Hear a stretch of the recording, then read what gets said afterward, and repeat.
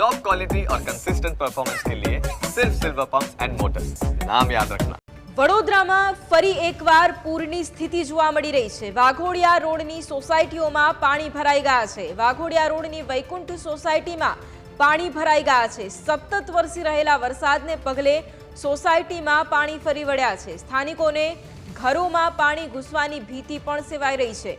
વરસાદી પાણી ભરાતા લોકો અત્યારે આક્રોશમાં છે, કારણ કે ફરી એક વખત વડોદરા શહેરમાં પૂરનું સંકટ તોડાઈ રહ્યું છે। વડોદરા શહેરમાં ફરી એક વખત પૂરની સ્થિતિ સર્જાય તેવી શક્યતા છે, કારણ કે વાઘોડિયા રોડની સોસાયટીઓમાં વરસાદી પાણી ભરાઈ ગયા છે। વાઘોડિયા રોડની વૈકુંઠ સોસાયટીમાં પાણી ભરાયા છે। ગઈકાલે વહેલી સવારથી જ સતત વરસાદ ખાબક્યો હતો અને સતત વરસી રહેલા વરસાદને પગલે સોસાયટીઓમાં પાણી ફરી વળ્યા છે। સ્થાનિકોને પણ ઘરોમાં પાણી ઘૂસી જવાની ભીતિ છે। વરસાદી પાણી ભરાતા લોકો ફરી એક વખત આક્રોશમાં છે। એક તરફ મનપા પર સવાલો ઊભા થઈ રહ્યા છે, દબાણને લઈને સતત સવાલો ઊભા થઈ રહ્યા છે। વિશ્વામિત્રીનું જળસ્તર જે સતત વધી રહ્યું છે તેને લઈને સવાલો ઊભા થઈ રહ્યા છે, ત્યારે ફરી એક વખત ગઈકાલે જ્યારે વહેલી સવારથી જ મેઘરાજાએ ધબધબાટી બોલાવી હતી, વડોદરામાં ફરી એક વખત પૂરનું સંકટ તોડાઈ રહ્યું છે। તો આજ મુદ્દે સંવાદદાતા અંકિત અમારી સાથે લાઈવ છે। અંકિત, વડોદરામાં ફરી એક વખત મેઘરાજાએ તોફાની બેટિંગ ગઈકાલે શરૂ કરી હતી। એક તરફ વિશ્વામિત્રીનું જળસ્તર પણ વધ્યું છે, બીજી તરફ વડોદરામાં ઠેર ઠેર વરસાદી પાણી પણ ભરાઈ ગયા છે। અત્યારે હાલ શું સ્થિતિ છે?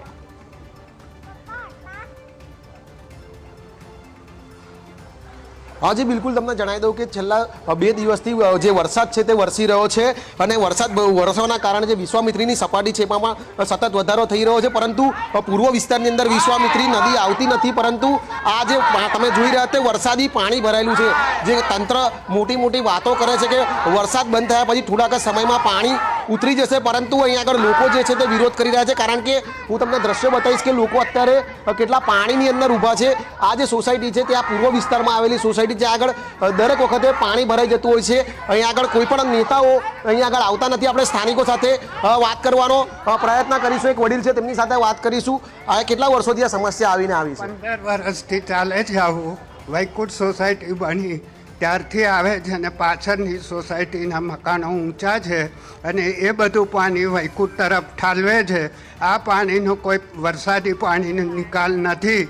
હાઈવે તરફ વરસાદી પાણીનો નિકાલ છે, તેની તરફ જોડવા માટે કોર્પોરેટરને ઘણી વખત રજૂઆતો કરી, પરંતુ અહીં આવીને ફક્ત વોટ લેવા માટે આવે છે, પણ આખી વૈકુંઠ સોસાયટી તરફ ધ્યાન આપતા નથી। જી બિલકુલ, અહીં આગળ કોઈ ધ્યાન નથી આપતું। આપણે બીજા એક મહિલાઓ સાથે વાત કરવાનો પ્રયત્ન કરીશું। શું કહેશો, શું સમસ્યા છે? પાણી કેટલા સમયથી આવું ને આવું જ રહે છે? લગભગ 15 વર્ષથી ઘરમાં આવે છે અને હંમેશ મારી દર વખતે નુકસાન થાય છે। કેટલું નુકસાન સહન કરીએ અમે લોકો? અમારો આનો કોઈ પ્રોબ્લેમનું સોલ્યુશન લાવો નહીં તો પછી અમે લોકો ત્યાં કોર્પોરેશનમાં આવીને માટલા ફોડીએ, બીજું તો શું કરીએ હવે અમે લોકો 21 વર્ષથી રહીએ છીએ। બધાના ઘરમાં પાણી ભરાઈ જાય છે। કોર્પોરેશનવાળા અહીં આવે છે, નામ નોંધણી કરે છે, પણ પ્રોબ્લેમ સોલ્વ થતો નથી। બિલકુલ, અહીં આગળ લોકો નામ નોંધણી કરવા આવે છે પણ કોઈ પ્રોબ્લેમ બીજા એક છે, એમની સાથે વાત કરીશું।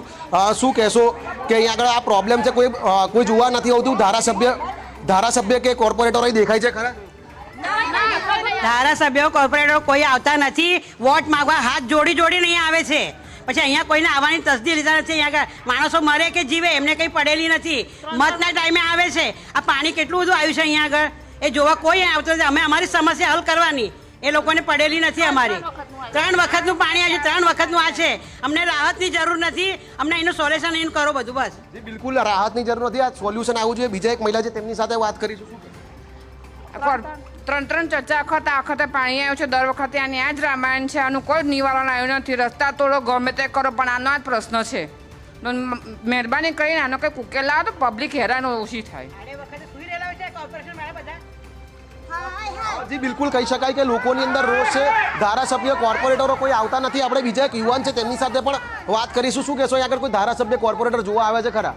ધારાસભ્ય કે કોર્પોરેટર કે કોઈ પણ અત્યાર સુધી કોઈ જોવા આવ્યું નથી। હમણાં 2 દિવસ પહેલા ભાજપ સદસ્ય અભિયાન હતું, ત્યારે ઘરે ઘરે ફરીને એ લોકો મેમ્બર બનાવીને ગયા, ભાજપના સદસ્ય બનાવીને ગયા। જ્યારે આ છેલ્લા 1 મહિનામાં ત્રીજી વાર આ સમસ્યા થઈ છે, તો પણ અત્યાર સુધી કોઈ જોવા આવતું નથી।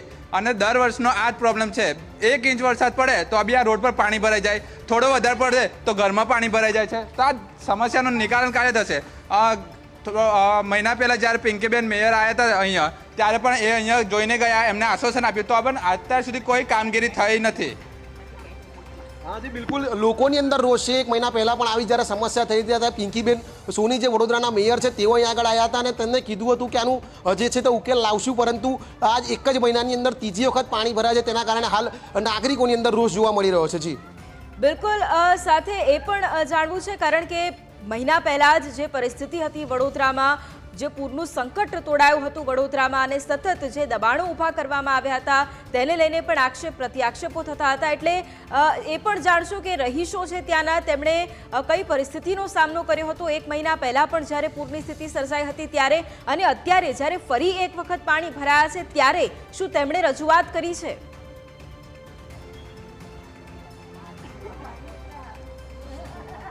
હાજી બિલકુલ, તમને જણાવી દઉં કે એના જે રહીશો છે તેમને મેયર પિંકીબેન સોની જ્યારે આવ્યા હતા ગયા વખતે પાણી ભરાયેલું ત્યારે પણ તેમને રજૂઆત કરી હતી. પિંકીબેન સોની કહીને ગયા હતા કે આ સમસ્યાનો ઉકેલ જલ્દીમાં જલ્દી લાવવામાં આવશે, પરંતુ મહત્વની વાત એ છે કે અહીંના લોકોની આ સમસ્યા જે છે તે ઉકેલ નથી આવ્યો. 1 મહિના પહેલાં પૂર આવ્યું ત્યારે કદાચ તંત્રએ બોધપાઠ હજુ પણ સુધી લીધો નથી, કારણ કે આ પૂર્વ વિસ્તારના જેટલી જે હાઈવે નજીકની સોસાયટી હતી તેની અંદર આ સમસ્યા છે. ફરી એક વખત આપણે મહિલાઓ સાથે વાત કરવાનો પ્રયત્ન કરીશું. પિંકીબેન સોની આગળ આવ્યા હતા, આશ્વાસન આપીને ગયા હતા, પણ એના પછી કોઈ આગળ કાર્યવાહી થઈ છે ખરી? કોઈ જ કાર્ય નથી. એ સિટીઝ જ છે. આ ત્રીજી વખત પાણી આવવાના આ મહિનામાં બધાના ઘરોમાં પાણી જાય છે અને કોઈ પાછળ વળીને જોવાય નથી આવ્યું કે આયા પછી બોલીને ગયા, આવીને બોલીને ગયા, એ ગયા, બસ પછી કોઈ કાર્યવાહી થઈ નથી.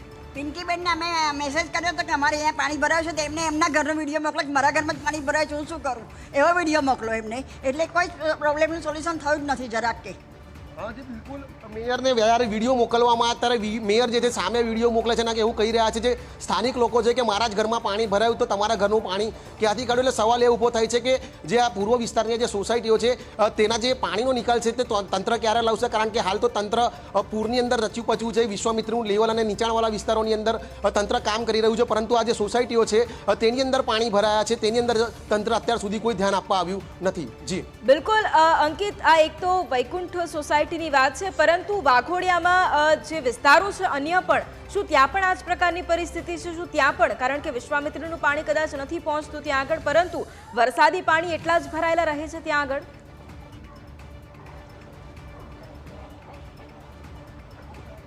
હાજી બિલકુલ, તમને જણાવી દઉં આ તો એક સોસાયટીની વાત કરી, પરંતુ કહી શકાય કે જે આજવા રોડથી લઈને કપુરાઈ ચોકડી સુધીના જેટલી પણ જે સોસાયટીઓ છે તે ગયા પૂરની અંદર પણ દ્રશ્યો સામે આવ્યા હતા કે વડોદરાની અંદર વિશ્વામિત્રીનું પાણી તો અહીં નહોતું, પરંતુ જે વરસાદ હતો તે વરસાદનું પાણી જે છે ભરેલું છે.